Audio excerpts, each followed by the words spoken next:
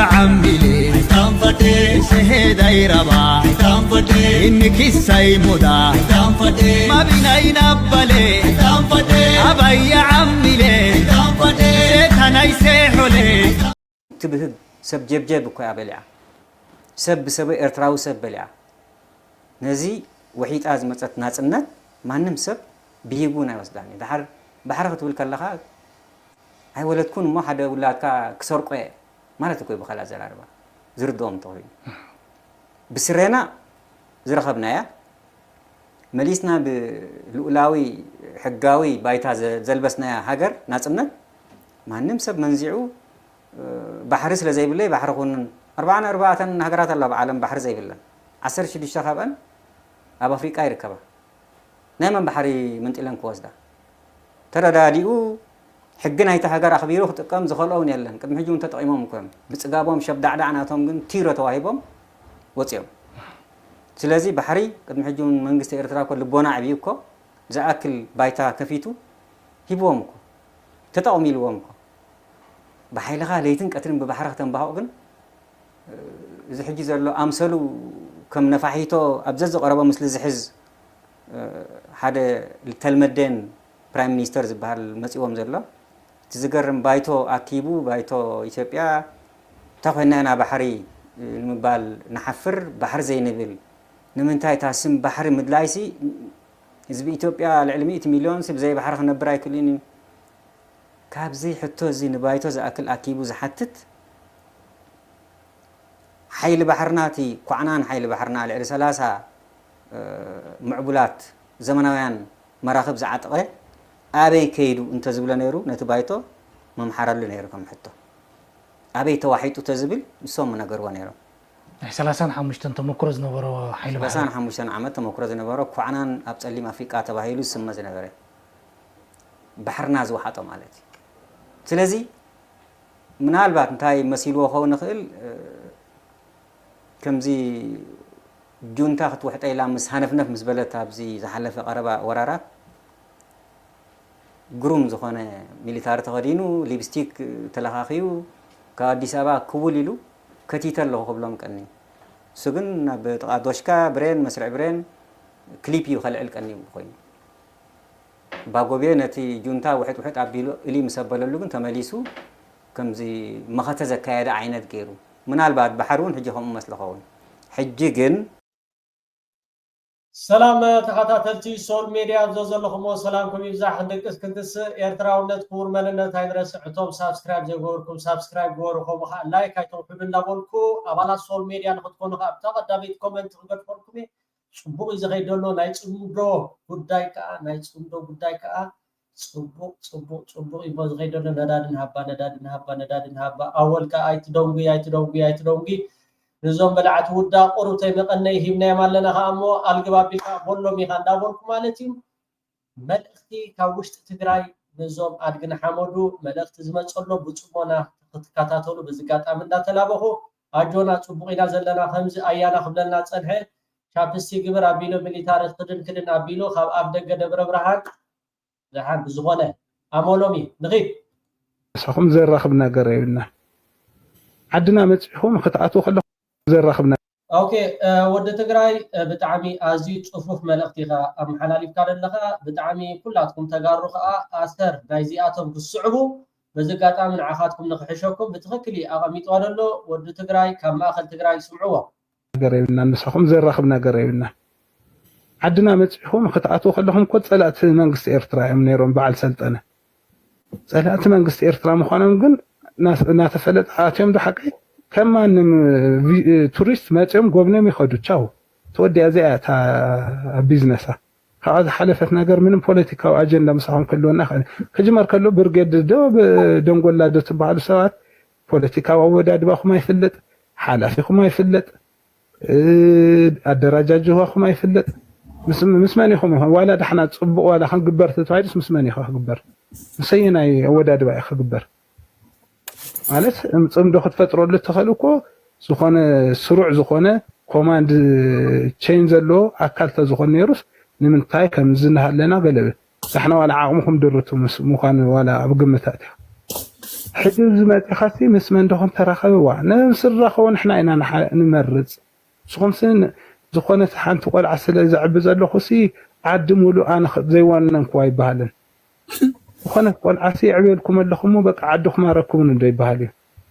كنت إذا أكل إيد كأتي خد فتفتسي حدش أهلينا نزلوا كوي خبدي هاي تايولون يبهالي يتعززبوني نشتيسي مسمركم أي تحلفون برجدو دنقولا دتبهالو رأس دنقولا زخونكم فترات سلس أنا سو أنصر كتبل مجمرة فتن وانعه نعو فتن وامخ أو دحريت قبر ما سخت فلتو ياخو فنزي أو كلا عد بدون قولا تداربي وخي مسلكم أو تقرأي نعو فتنونا أو دحر ليس تشك قبرونا ندحنا ندحر كنت إذا أكل مدففار كنت إذا أكل قصقنكم قاليهم ماتحهم كنت إذا أكل أو قداي تقرأي من فتفاتاتهم نحنا بعطفو غيرنا خنملسلكم إنا صقم يبلنا نحنا بصرو انسي زي راح يكون تزروا نسو إذا يقنصل يقتل زروا سلدي سمع خوانبر تمال كنا سمع فرق هزو تقراين عنا إذا دقفتا من سو خون تاوت يوم زي من دقفهم زي ندقفهم من يوم مالس لعل عقمهم نوع علم سلع عقمهم غيرهم سيلمو مالس ميس بيرسبشن አለው በጣም عوي زخوننا ميس بيرسبشن صقم አለው ማብረሶም ካብዘሎም መንነት ብላዕለ ገይሮም ነው ዓለም ከመንግስት ገይሮም ይመስሉ እሳቶም ግን ምንም አይሆንም ተራ ሸቀጥዮም ናይ ደም ሸቀጥቲ አብናትና ሞት ከንግድ ከመሰርሑ ዝደልዩ ሸቀጥቲ ጥራሕዮም ብርገድ ደንጎላ ብለካለሁ አና በግላጭ ቴንክ ዩ ወድ ትግራይና بموتنا خطرفو زصعرو ليتن قاترن صعرو عموتنا تدرخ بيزنس هيوتهم تنطلطله معناتي نحنا خنموت كلنا اسهم يوتيوب كشرشرو دحر 4 كيلو عد حالو ناتو هذا خدرف كله تايم خون طفنا مسلكم شطارهم نحنا دم اسكم بريزيدنت خونا لي نحنا موتناس معكم بريزيدنت خنقبركم اب ايرترا ترايكم معناتي حاليمكم معناتي بتعمي حلمኛታትኩም ግን ተحلمو خلهم بنጻ ስለሆነስ ሱኢል ካይحلمን ስለዚህ ከፈለው ጥራሕ ሱኢል ካይحسبን አይحلمን ብልክዕኻ ተحلم بعقمኻ ወንኻ ተحلم بدم ትግራዋይ ግን ዓዳሃሎ ይኮነን ማለት እዩ ጠቃ ዓዳሃሎም ከተለጽሐ ይተኸን ከምታ ዘለመልኩም ፌስተርኩም ሒስኩም ዓለም ናዘርኩም ትነብሩ እምበር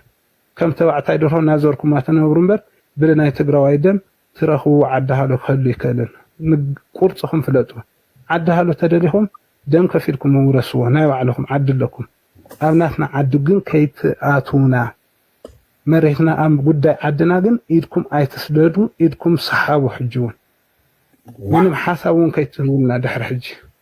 زيأتا حتى بتعمي نصور ملأختي خاوشت تقرأي خمس سمعون لهم نبرهان لتعتي كن قتلينا دوهم أبو داي تقرأي مسليتا جوردا تسجينا لنا حزب تقرأي تمالي جنزو وتيفنا لينامو مسانا سلمنتاي زي كونا قالنا تبعالن بعد حرقت زبقي زلو أرقن حمدو نوعو سوقو تخوينكم أبتا تقرأي مصوب لهم آنو سوقو تخوينكم أبتا تقرأي مصوب لهم تجارو كم زعينت نصور ملأختي يمحلال كله قصلوا طرحنا نقول لكم دلي بتوم آياتنا خصمعوا بزقات أبي سولومون درار اسكسمعوا نصور ملأخت أنا وحلفوز دلي كم والكاوريتا يزيب زلو جيجاتات ما مهارك وخوني قبهم زحلفت جيجاتات كتم مهارو لي كبا حجب كلتا تمغيل أنبياء لنا أنا جيتات شودون أي دبرسين دول زبهال مجمعات نحزب تقرأي زغلو أبصقامن شجرنا اتيا من إسياتو أهليقا تبكى حجها مليسكا لأن عداكم توازازيان ريال لنا أزو قزازايزي نحزب تقرأي بزتك أما قدي كتفتحو إلى واي أنا أقول لك زي أقول نحزب تقرأينا حزب تقرأي مسلو بسرعات إثيوبيا اندحر زقهاس كوينو كم تمجمر يا ويانا برتاو ألصق الجمر هزواو حيلتات زقورا أبركتو دحارون هزواو قنبار مسكونا مليسو زقورا أبركتوتات ركعهم يتتمامتا كخون زقبو كونو إخانا يمنقستي إرترا لذي ሕጅውን ኣብ 4 ኪሎ ዘሎ ቆልዓ ናብ ካልእ ጌጋታት ከይወስዳ ክትጥንቀቕ ይግባእ ብዛዕባ እቲ ምስ ኤርትራ ዝገበረቶ ዓብዪ ጌጋ እንዲንእዩ በዚ ክትጉድን ባድመዶ ገለዶ ኢልካ ናይ ዶ ከተስፋሕፍዕ ሓድሽ ካርታ ክልልና እናበልካ ሓድሽ ካርታ ውፅኢኻ ዘየድሊ ነገራት ብዙሕ ኣልወሳ እንድያ ገይራ እሱ ትመሃረሉ ይግባእ ሕጂ ትመሃረሉ ይግባእ ግን ከዓ በቲ ካልእ ሸነኹ ናይ 4 ኪሎ ምምሕዳራት እንድሕር ንህዝቢ ትግራይ ዝጎድእ ኣካይዳታት ዝኽተሉ ኮይኖም ህዝቢ ኤርትራ ኣብ ጎኒ ህዝቢ ትግራይ እዩ هو تجارو خمسة سمعود لهم كاوشت إيرترا من اختيو بخبر بريزنت هاجر إيرترا بسنة بباوي أول سعيدكم غاب بسنة بباوي أيانا قديم كابتم بلوصات مالتي نزم مخرج ماتشم شللاي تبلون نزم مخرج السمع تزيكي لكم واقع خلوكمي ود بشاشان عاقاتكم رقيتو نعنا جن كحلفنا يكلني اوريدي جن نسخاتكم جن كم زي خاوشت تجراي መልሲ ሂቦም ዘሎ ንዞም ኣድግን ሓመዱ ሸረፍኩም ሓሉ ኢድኩም እግሮኩም ናአክቡ ንዓኹም ኣይደሊኒና ንሕና ምስ ኤርትራውያን ተራዳዲና ሰላምና ጌርና ክንነብር ኢና እንደሊ ደለና ነዚ ኣብ ቀርና ኣፍሪካ ብሕልፊ ኣብ መንጎ ተጋሩን ኣብ መንጎ ኤርትራን ተወልጀ ኣብ ትግራይ ንውለዲና ዶ ኣብ ኤርትራ ንውለዲና እንዳበልኩም ኣኽንዳ ዓረቅቲ ኮይንኩም ትመፁ እቶም ጩርያት ኤርትራውያን እቶም ጩርያት ተጋሩ ኣብ ጎኒ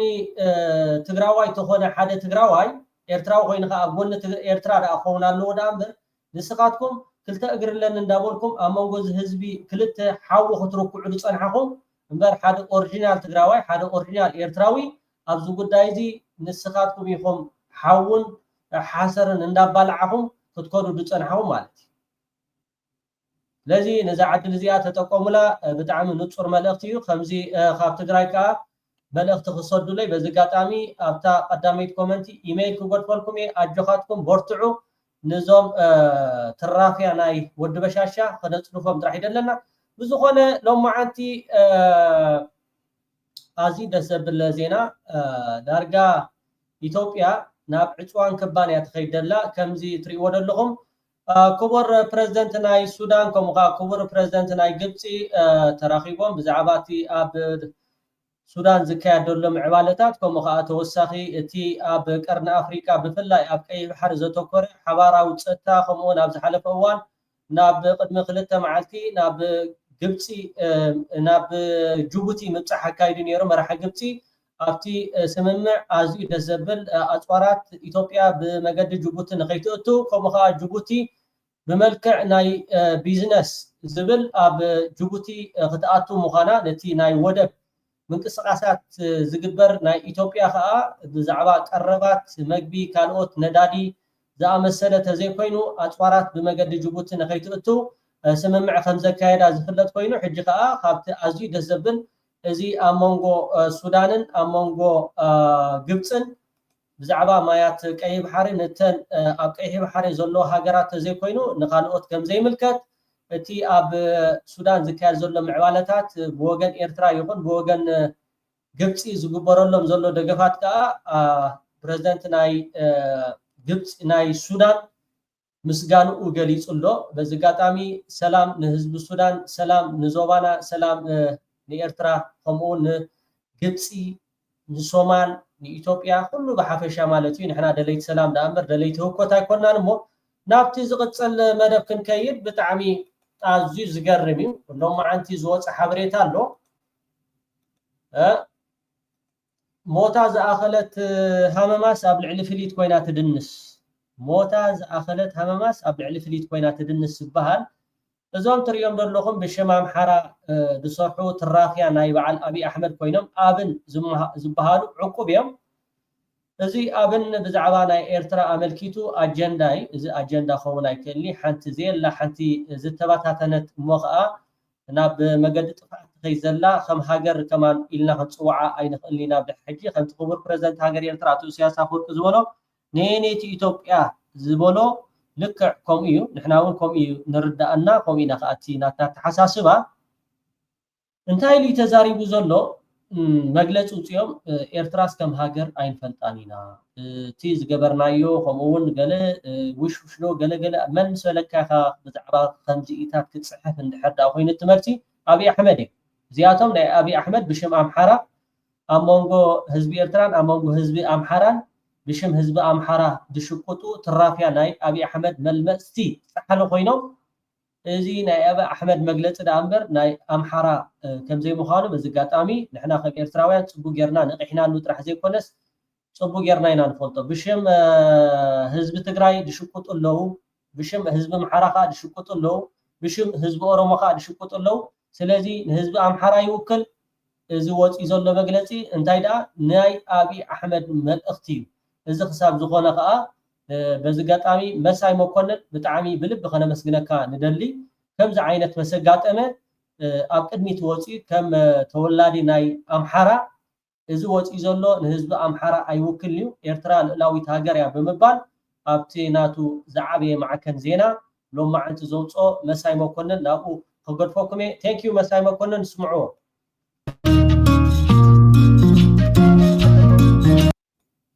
እያጦዘ ያለው የባህር በር የማግኘት አጀንዳ በብልጽግና ፓርቲ ብቻ የሚቀነቀን ሆኖ እንዳይቀር በኪራይ በሚያስተዳድረው የምስር ወጥ ሰለባ በሆኑ ስኳሩን ልሰው ወጥመድ ውስጥ በገቡ ራሳቸውን ለአሽከርነት አሳልፈው በሰጡ ማጅራታቸውን ለግልቢያ በፈቀዱ ግለሰቦች በሚዘወረው አብን በተሰኘው ወለፈንዲ ፓርቲ አማካይነት ዞሩን አክርሮታል። አብን የሚሉት በስም የአማራ በተግባር የአብይ አህመድ የግሉ ፈረስ የሆነው ስብስብ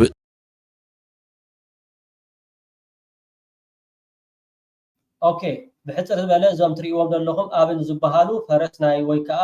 ኣገልገልቲ ባርያ ናይ ኣብይ ኣሕመድ ኮይኖም ብሽም ህዝቢ ኣምሓራ ዝሽቁጡን ህዝቢ ኣምሓራ ደይውክሉ እዚ ዘውፅዎ ሎማዓንቲ መግለፂ ይብል መሳይ መኮንን ንኺ ትላንት ያወጣው መግለጫ ባለቤቱ የጠቅላይ ሚኒስትር ጽፈት ቤት ለመሆኑ የሚጠራጠር ካለ የፖለቲካ እንቅልፋም ሆኖ የቀረ ብቻ ነው። መግለጫው በአብይ አህመድ እጅ የተጻፈ ምናልባትም የባህር በር አጀንዳው እንዳይቀዘቅዝ ለማድረግ ይረዳል በሚል የተሳሳተ ስሌት ላይ መነሻተ መቸም እዚ ሽጣራ እዚ ዘይፈልጥ እንድሕርዳ ሃልዩ ኮይኑ ባሃም ወይ ከዓ ዝሞተ ሰብ ጥራሕ ክኾን ዝኽእል እዚ ከዓ ኮኔልካ ነቲ ባሕሪ ዝብል አጀንዳ እንዳመተ ይኸይድ ስለዘሎ ንዑ ንምብርባር ኮኔልካ ዝገበሮ እዚ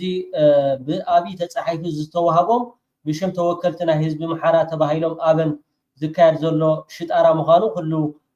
ክግንዘቦ ዝግባእ ሓቂ ዝብል ዘሎ መሳይ ደርጎ የተዘጋጀ መሆኑን ለመደምደም ብዙ ርቀት መሄድ አያስፈልግም። አብን የሚባለው የበለጠ ሞላ ኃላፊነቱ የተወሰነ የግል ማህበር የአብይ አህመድ ጉዳይ አስፈጻሚ መሆኑን ዳግም ያረጋገጠበት የበሰበሰ ዝናብ አይፈራም ሆኖ በክህደት መስመሩ ገፍቶ መቀጠል እንደሚፈልግ ያሳወቀበት እጅግ አሳፋሪ መግለጫ ነው ማለት ይቻላል። አብይ አህመድ ለምን በበለጠ ሞላ አብን አማካይነት የብልጽግናን ድብቅ ፍላጎት ማፍረጥረት እንደፈለገ ግራ የሚያጋባ ነገር ነው። በሞኝ ክንድ የዘንዶ ጉድጓድ ይለካል እንዲሉ አብይ አህመድ በበለጠ ሞላ ክንድ አደገኛውን አጀንዳ መንካት የፈለገበት ምክንያት ግልጽ አይደለም። ምናልባት አብንን በአማራ ተወካይነት አስቦ አጀንዳው የአማራ ህዝብ ሆኖ እንዲወሰድና በኤርትራና በፋኖ ኃይሎች መሃል ክብሪት ለመጫር ይረዳል። በዚህም ኦኬ እዚ ኮነይሉ ብሽም ህዝቢ ኣምሓራ ዝፈነዎ እዚ ኣብ መንጎ ፋኖን ህዝቢ ኣምሓራን ኣብ መንጎ ህዝቢ ኤርትራን ሓዊ ንምውላዕ ዝኣጎዶ ባዕሉ ዝደረሶ ድርሰት ከም ምዃኑ መጠን ህዝቢ ኤርትራ ከምኡ ከዓ ህዝቢ ኣምሓራ ክግንዘቦ ይግባእ። እዚኣቶም ተወከልቲ ናይ ህዝቢ ኣምሓራ ይኮኑን እንታይ ደኣ ተወከልቲ ናይ ኣብይ ኣሕመድ እዩ። ሽርፍራፊ የፖለቲካ ትርፍ ይገኛል በሚል የጅላጅል ስሌት ከሆነ ይህን ያሰበ ጭንቅላት ድድብናው ወደር የለውም የሚያስብል እንጂ ከዛ ያለፈ አንዳችም ትርጉምም እዚ ብጣዕሚ ሓደ ደደብ ሓደ አድጊ ሓደ ዘይረብሕ ሰብ ሓደ ደንቆሮ ኣብይ ኣሕመድ ማለት ከምዚ ዓይነት ኣተሓሳስባ ዘሎ ብጣዕሚ ሓደ ኣውሬ ሰብ ንክትብለውን ብጣዕሚ ኣዝዩ ዘፈልፍነካ ሰብ ኮይኑ ካብ ከምዚ ዓይነት ነገራት ወሪዱ ኣብ መንጎ ህዝቢ ኣምሓራን ኣብ መንጎ ህዝቢ ኤርትራን ከምዚ ዓይነት ተግባራት እሞ ከዓ ማዕረ ኤርትራ ትበሃል ሃገር ኣይነኣምን ኢና ዝብሉ ከምዚ ዓይነት ተግባራት ባዕሉ ፅሒፉ ንዓኣቶም ሂቡ ከም ዝበሉ ብምባል ካብዚ ዝዓቢ ውርደት የለን እሞ በዚ ኣጋጣሚ ህዝቢ ኣምሓራ ይኹን ህዝቢ ኤርትራ ከዓ ክጥንቀቐሉ ዝግባእ ሓደ ሓቂ ነዚ ኮነ ኢሉ ዝሰርሖ ዘሎ ናይ ደናቁር ስራሕ ሆነ ተጽዕኖ አይኖረውም። አብን የሚሉት አሽከርነትን ጸጋ ባርነትን ጌጥ አድርጎ የተቀበለ የጀርባ አጥንት በሌላቸው ጥቂት ሰዎች የሚመራው ስብስብ ከባህር በር አጀንዳ ተሻግሮ የኤርትራን የሀገርነት ህልውና የሚጥስ በዓለም አቀፉ ማህበረሰብ ዘንድ ትዝብት ላይ የሚጥል እጅግ ተንኳሽና ጸብጫሪ ጥያቄ ይዞ መምጣቱ በጣም አዝዩ ዝሕንኽ አዝዩ ይቅረ ዘይባሃለው ጉዳይ ኮይኑ እሱ ከዓ ኪኖት ባሕሪ ናይ አክሰስ ዶ ዋላ ይምልከተና ዶ ይብፅሐና ዶ ዝብል ንሓንቲ ሃገር ከም ሃገር ንኤርትራ ኣይንቅበላን ኢና ኣይንኣምነላን ኢና ኢልካ ምዝራብ ማለት ካብዚ ዝዓቢ ኣዝዩ ኣነዋሪ ኣዝዩ ክፉእ ተግባራት ኣሎ ኢልካ እውን ክትሓስብ ኣይትኽእልን። የአብይ አህመድን ዙር የማክረር ፍላጎት በግልጽ ያየንበት ነው ማለት ይቻላል። በአብን ውስጥ የምናየው የአብይ አህመድ አጀንዳ ከባህር በር ጥያቄም ከፍ ያለ ነው። የኤርትራን ሀገርነት የማይቀበል ፍጹም ኃላፊነት የጎደለው በእሳት ላይ ቤንዚን ኦኬ ናይ አብይ አህመድ ኪኖቲ ቀይ ባሕሪ ንኤርትራ ከም ሃገር ከም ዘይ ቅበላ ወይ ከዓ ከም ዘይ ሓስብ እዩ ዘርእየካ እቲ ናቱ ውሽጣዊ ጥሙሕ አጀንዱ ከማርከፍከፍ ያለፈ ለየትኛውም ወገን ትርፍና ጥቅም የሌለው እንደሆነ የሚያጠያይቅ አይደለም። አብይ አህመድ በአማራ ማህበረሰብና በኤርትራ መሃል ግንብ እንዲቆምለት በጽኑ ይፈልጋል። ገና ወደ ስልጣን እንደመጣና ከአቶ ኢሳያስ አፈወርቂ ጋር ቤተኛ በሆነበት ጊዜ እነዚህ አማራዎች እኮ የቀይ ባህር አጀንዳን የሚተው አይደለም እያለም በወቅቱ የአቶ ኢሳያስ አፈወርቂ የጎንደር ጉብኝት የፈጠረበትን ድንጋጤ መደበቅ አቅቶት ሲናገር የነበረውን የሚያስታውሱ ሰው ወዝኻ ቀንዲ ኣብ መንጎ ህዝቢ ኣምሓራን ኣብ መንጎ ህዝቢ ኤርትራን ሓውን ምውላዕ ከምኡውን ኣብ መንጎ ህዝቢ ትግራይን ህዝቢ ኤርትራን ሓውን ምውላዕ እቲ ቀንዲ አጀንዳ ደይመደይ ኢሉ ዝሰርሓሉ ዘሎ ኣብይ እዚ ከዓ ከነስተውዕለሉ ይግባእ። ኩላትና ብሕልፍት ህዝቢ ኤርትራ ይኹን ህዝቢ ኣምሓራ እዚ ጉዳይ እዚ ኣምሓራ ባሕሪ ይደልዮም ኣምሓራ ከምኡውን ኪኖት ናይ ባሕሪ ኤርትራ ይደልዮም ኢልካ ዘይኮነ እንታይ ደኣ ኤርትራ ከም ሃገር ኣይንቅበላን ኢና ኣካል ኢትዮጵያ ኢልካ ዝዝረብ ዘረባ ኤርትራውያን ሓሪቆም ኣብ ልዕሊ ህዝቢ ኣምሓራ ሕማቕ ነገራት ክዛረቡ ከምኡ ከዓ ኣብ ልዕሊ ህዝቢ ንህዝቢ ዝግበር ካብዚ ደም ኣፋሲስካ ንሱ ናፃ ዝኾነሉ ጉዳይ ንምትግባር ዝግበር ዘሎ ኣዝዩ ኣዝዩ ኣዝዩ ዝኸፍአ ተግባር እዩ። ሰዎች አብይ ስልጣኔን የማጣው የ4 ኪሎ ቆይታዬ የሚያበቃው ኤርትራና አማራ ከተባበረ ብቻ ነው የሚል ስጋት ሁሉ ጊዜ እንደሚያባንነው ይናገራሉ። እዚያም ወኻብቲ ናይ ቀዲ ናይ አብይ አህመድ ኣዝዩ ደሰብክፎ ኣዝዩ ዘፍርሖ ዋላ ኩላትና ከም ኤርትራውያን እውን ሓደ ጊዜ ዝወሓት ውሒትና ሓደ ጊዜ ከዓ ኣብቲ ፖለቲካ ክንፃወቶ ንኽእል ከዓ እንዳተፃወትና ክኸውን ክኽእል ኣለዎ። አብይ ካብቲ ቀንዲ ሻቅሎት ወይ ከዓ ኣዝዩ ዘፍርሖ ሓደ ነገር ኣሎ። እሱ ከዓ ህዝቢ ኣምሓራን ህዝቢ ኤርትራን እንድሕርዳ ተራዳድዩ ህዝቢ ኤርትራን ህዝቢ ትግራይን እንድሕርዳ ተራዳድዩ ሓንቲ ለይቲ ወይ ከዓ ሓንቲ መዓልቲ ክሓድር ከም ዘይክእል ስለ ዝፈልጥ ነዚ ኣብ መንጎ ህዝብን ህዝቢ ንምግጫው ኮነ ኢልካ ዝገብሮ ነገራት ከዓ ህዝቢ ኣምሓራ ይኹን ህዝቢ ኤርትራ ህዝቢ ትግራይ ክነቕሓሉ ዝግባእ ሓደ እንኮ እቲ ናይ ፖለቲካዊ መርሕ ክኸውን ዝግብኦ እዩ እሞ በዚ ኣጋጣሚ ዓብ መልእኽቲ ንዓና ኤርትራውያን ዶ እሳት ከተለኮሰና ተከዜ ላይ ግዙፍ ግንብ ከተተከለ 4 ኪሎ ላይ ተደላድዬ ለዘመናት ከወንበሬ ሳልነሳ እቆያለሁ የሚል ከስልጣን ስግብግብነት የመነጨ እጅግ አደገኛ ፍላጎት እንዳለውም በቅርብ የሚያውቁ የሚናገሩት ጉዳይ ነው። አብይ አህመድ ምስራቅ አፍሪካ ላይ የራሱን ኢምፓየር ለመመስረት በልቡ የጸነሰውን እሱ ራዕይ የሚለውን ለብዙዎቻችን ግን የቀን ቅዠት ብለን የምንጠራውን ድብቅ አጀንዳውን ለማስፈጸም የሚረዳው አቶ ኢሳያስ አፈወርቂን ማንበርከክ ከቻለ ብቻ እንደሆነ አውቆታል። ኦኬ አብይ አህመድ ትናቱ ወይ ከዓ ፕላን ወይ ከዓ ትናቱ እቅድ ኣብ መንጎ እዚ ህዝብታት ትግራይ ኣምሓራ ከምኡ ከዓ ኤርትራ እንድሕር ዳ ሓው ተወልዕዩ ኣነ ኣብ ስልጣነይ ብሰላም ክነብር ይኽእል እየ ከምኡ ከዓ ድሒሮም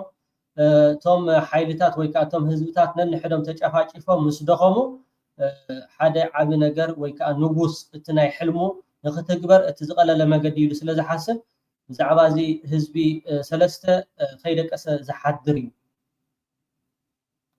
ለዚህ ደግሞ የአማራውን ህዝብ ከጎኑ እንዲቆምለት በእጅጉን ይፈልጋል። የአማራ ህዝብ ይሁንታ አብይ አህመድ ሰሜን ኢትዮጵያ ላይ እግሩን መትከል እንደማይችል የተረዳው ይመስላል። ችግሩ አብይ ይህንን ድብቅ ፍላጎቱን ለማስፈጸም የአማራን ድጋፍ ለማግኘት የመጣበት መንገድ በበለጠ ሞላ የሚመራውና የጀርባ አጥንት የሌላቸው ግለሰቦች በተሰባሰቡበት አብን በሚሉት ወለፈንዲ ቡድን አማካኝነት መሆኑ ነው። የትላንቱ በበለጠ ሞላ አብን ስም የወጣው የብልጽግና ፓርቲ መግለጫ ከባህር በር ፍላጎት ተሻግሮ የኤርትራን ሉዓላዊ ሀገርነት አሽቀንጥሮ በመጣል ሌላ ዙር ውጥረት ለማንገስ የተፈለገ የአብይ አህመድ አዲሱ አጀንዳ ይመስላል። በቅርቡ የብሔራዊ ደህንነት ምክር ቤት ባወጣው መግለጫ ላይ የባህር በር ጥያቄ ግለቱን ጠብቆ እንዲቀጥል ተወስኗል የሚለው በአብን በኩል እንዲህ አይነቱን አደገኛ አጀንዳ በማቅረብ ከሆነ ግለቱ የሚጠበቀው ብልጽግና መንደር አንድ ደና የሚያስብ ሰው መጥፋቱን የሚያረጋግጥ እንጂ ከዚያ ያለፈ ትርጉም አይሰጠውም።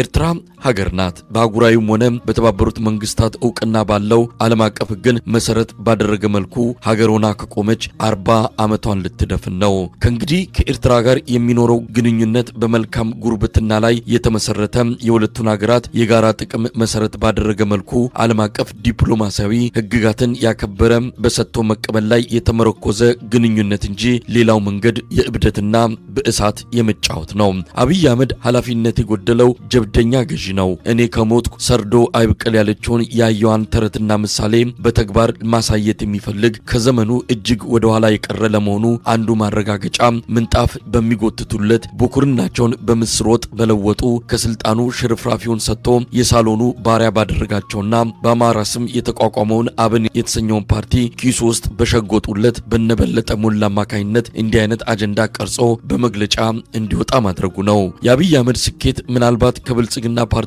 ባለስልጣናት ይልቅ በነበለጠ ሞላና ግርማ ሰይፉ አማካኝነት አጀንዳዎቹን ወደፊት እየገፋ ለህዝብ እንዲቀርብለት ማድረጉ ብቻ ነው። ዛሬ እነዚህ ግለሰቦች ከሊናቸው ጋር ጦርነት ውስጥ ገብተዋል። የሚሞቱለት የህዝብ አጀንዳ የላቸውም። የአብይ አህመድ ድግስ አድማቂ መሆንን ክብር አድርገው በየቴሌቪዥኑ መስኮት መደቀን ደሞዝ የሚበሉበት ስራቸው ሆኗል። ለዚህም አይናቸው ሳይርገበገብ አንገታቸው ሳይ ኦኬ መሳይ ኣብትናቱ ኮመንት ዝሃቦ ማለት እዩ ጽቡቕ ነገራት ይቐሚጡ ኤርትራ 40 ዓመት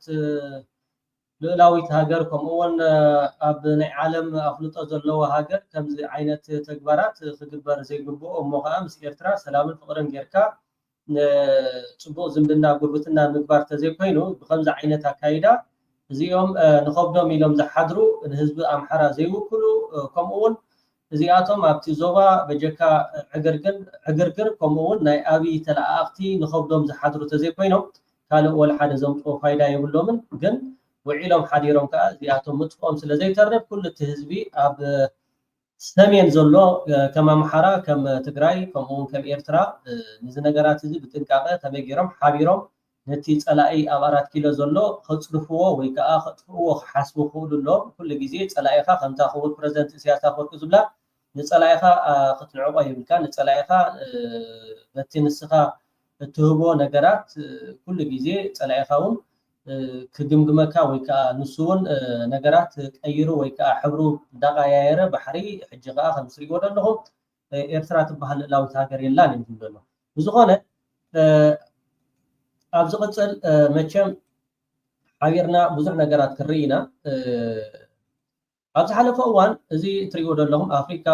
ኢንተሊጀንስ ኢሉ ሎሚ ኣውፂዎ ዘሎ ሓበሬታ ኣብ ዝሓለፈ እዋን ብክልል ዓፋር ናይ ኢትዮጵያ ናብ ኤርትራ ዝኣተው ነይሮም ንሳቶም ከዓ ብሰላም ከም ዝኣተው እቶም ላዕለዎት ሰብ ስልጣናት ከዓ ኣብ ኤርትራ ከም ዘሎ እቲ መራሒ ናይ ዓፋር ኣብ ኤርትራ ቅድሚ 7 መዓልቲ 8 መዓልቲ ኢሉ ዝሃበ ምስ ሰራዊቱ ዝኣተወ ብሰላም ከም ዝኣተው ኣብዚ ሓበሬታ ወፂኡ ኣሎ ከም ተወሳኺ እውን ኣብ ካልእ ማስ ሚድያ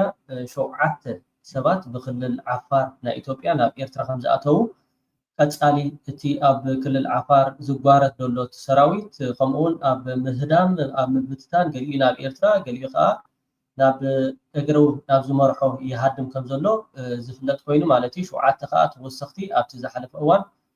7 ሰራዊት ናይ ፌደራል ናብ ኤርትራ ኣትዮም ከም ዘለዉ ዝሕበር ዘሎ ሕጂ ሓድሽ ሓበሬታ ዝወፀ በጀካቶም ኣብ ዝሓለፈ بخلل عفار جرم ناب إرترا زاتهم مالتي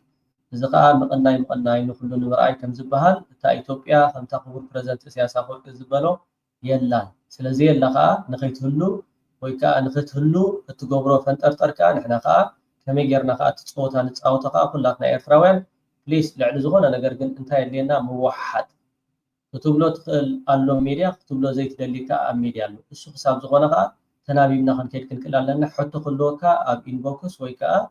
تراويلكا نقرات كتالية تزبلت نقري مو كنتات صبغي زغيدلو أبز حلف أوان قال نايبل سجلنا ناب إرتراز أتوي اللوني لم حدوه كتفتنو لوم زوات أجل كم سيقول لهم 28 أبريل تشحن 25 ماندي يوم عنتيو أب أفريقيا إنتليجنس زبل أو وحيدكم كتنبوات غيرهم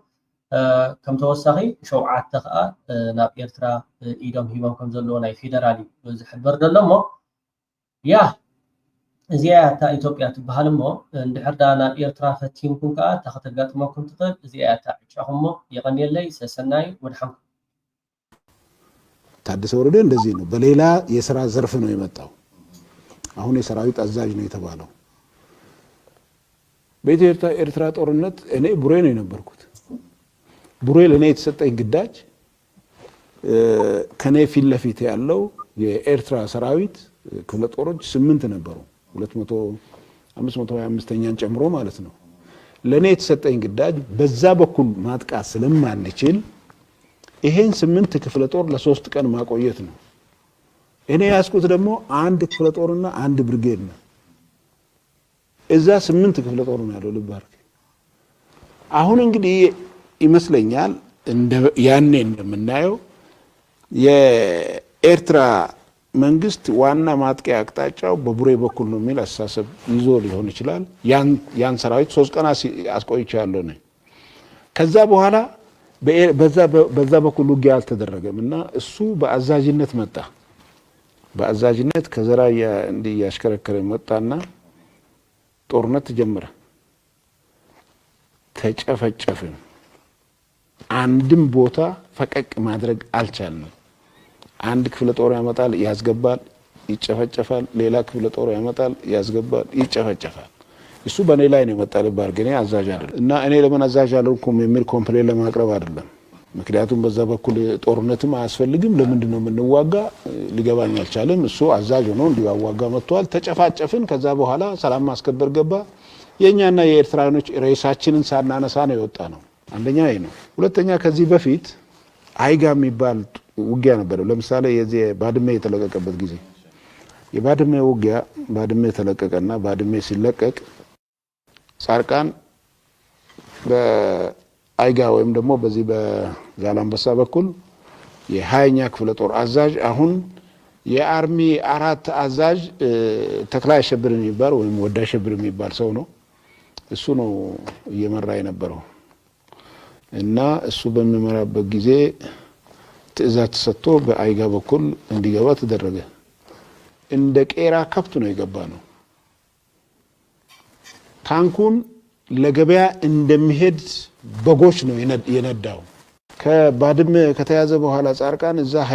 ኃይል ስቦ በዚህ በኩልም እንዲገባ ተደረገ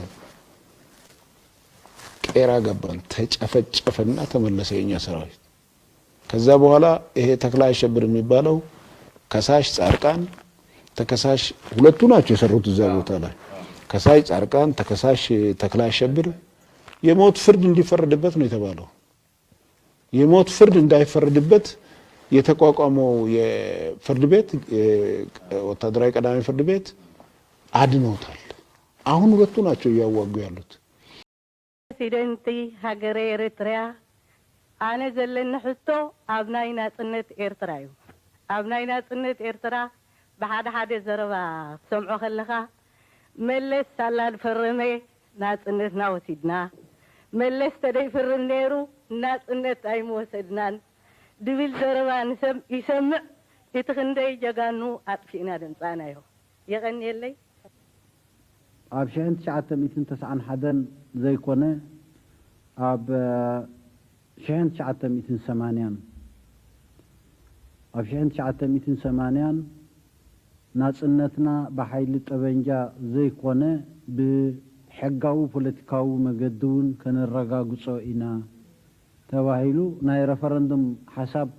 1980 ተኣወጁ 1991 ኣይኮነን መፅኡ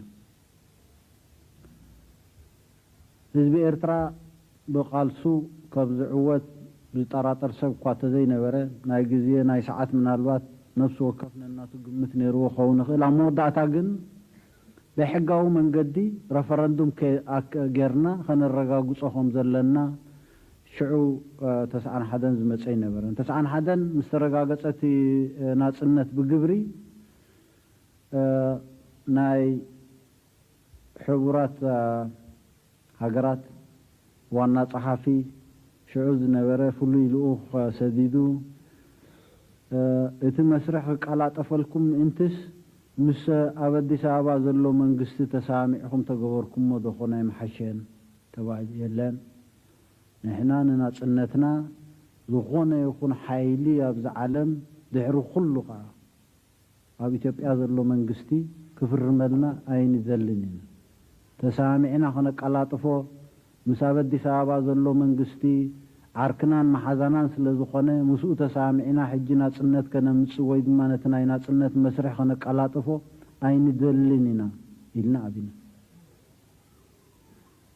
ከምኡ እንተዘይኮይኑ ረፈረንዱም ክካየድ ኣይኽእልን እዩ ተባሂሉ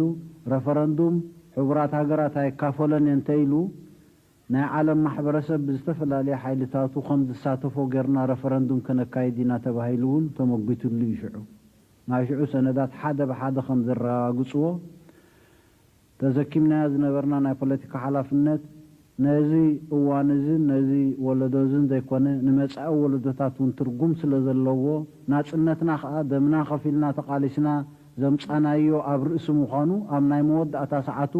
ብፌርማን ብቀለምን ናይ ዝኾነ ይኹን ሓይሊ ዘይኮነ ብናይ ህዝቢ ኤርትራ ድምፂ ክረጋገፅ ኣለዎ ንሕና ዝትኮብ ናፅነት ኣብ ላንካስተር ሃውስ ዝፍረም ናፅነት ወይ ብኻልእ ዝተፈላለየ መንገዲ ዝወሃበና ናፅነት ኣይንደልና ብሕጋዊ መንገዲ ዓለም ዝፈልጦ ህዝቢ ኤርትራ ኣብ ብምሉኡ ዘድምፀሉ ናፅነት ኢና ንደሊ ተባሂሉ ናፅነት መፅኡ መንግስቲ ኢትዮጵያ ብቀረባ ይኹን ብርሑቕ ብፅቡቕ ድልየት ይኹን ብዝተፈላለየ መንገዲ ኣብዚ ጉዳይ እዚ ኢድ ነይርዎ ኢሉ ይዛረብ ንካልእ ፖለቲካዊ ዕላማ እንተዘይኮይኑ ኣብ ታሪክ ዝተመርኮሰ ሓቂ ይብሉን መሰልናን ህላዌናን ናፅነትናን ብቃልስና ጥራይ ዘይኮነ ብሕጋዊ መንገዲ ብናይ ህዝቢ ኤርትራ ሙሉእ ተሳታፍነት ዝመፀ እምበር ብቡራኬ ወይ ድማ ብቅዳስ ብዝኾነ ይኹን ለግሲ ናይ ዝኾነ ሓይሊ ከም ዘይመፀ ደጊምካ ነቶም ባህልቱ ምርግጋፅ ሕማቕ ኣይመስለኒ አሞልጌዴ አይታንፈዴ ማቢናይ ማቢና አይታንፈዴ ከደሞ ቢና አይታንፈዴ ሊሐል መዳፊና አይታንፈዴ ማቢናይ ናበሌ አይታንፈዴ አባያ ዓምቢሌ አይታንፈዴ ሰሄዳ ይረባ አይታንፈዴ ኢንኪሳይ ሙዳ አይታንፈዴ ማቢናይ ናበሌ አይታንፈዴ አባያ ዓምቢሌ አይታንፈዴ ሴታናይ ሴሖሌ